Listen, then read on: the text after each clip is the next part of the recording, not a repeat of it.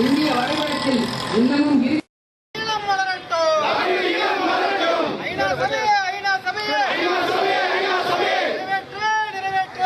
விட்டுவதால் ஆபத்து என்ற நிலையில் அவனை குடும்பத்தோடு வேறெடுக்க செய்த கற்பையெல்லாம் தரமா சிதைச்சதுக்கு பாராட்டா தமிழச்சி கற்பையெல்லாம் உள்ள தமிழர் அனைவரும், குறிப்பாக நமது வஉசி பேரவை சேர்ந்த வெள்ளாள மக்கள் அனைவரும் ஒன்றுபட்டு இருக்கிறோம்.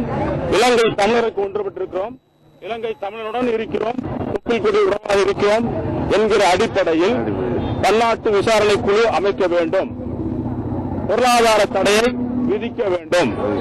வியாபார ரீதியான இந்திய உறவுகளை தவிர்க்க வேண்டும் போன்ற பல கோரிக்கைகளை முன்னிறுத்தி இன்றைய தினம் தமிழ்நாட்டில் உள்ள அனைத்து வெள்ளாள மக்களும் ஒன்றிணைந்து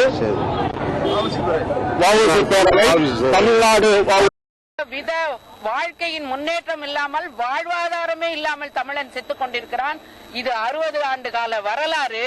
இப்பொழுது அண்மையில் இந்த தமிழின பேரவை மூலமாக அனைத்து வேளாளர் கூட்டமைப்பின் மூலமாக இன்றைக்கு தமிழகத்தில் உள்ள 3 கோடி வேளாளர் பெருமக்களின் சார்பிலே இன்றைக்கு ஒன்று கூடியிருக்கிறோம். இந்த நிலை இன்னும் நீடிக்குமானால் 1965 மாணவர்களுடைய போராட்டம் வெற்றி பெற்றது போல இன்றைக்கு தமிழகத்திலே அனைத்து கட்சிகளும் மாணவர்களோடு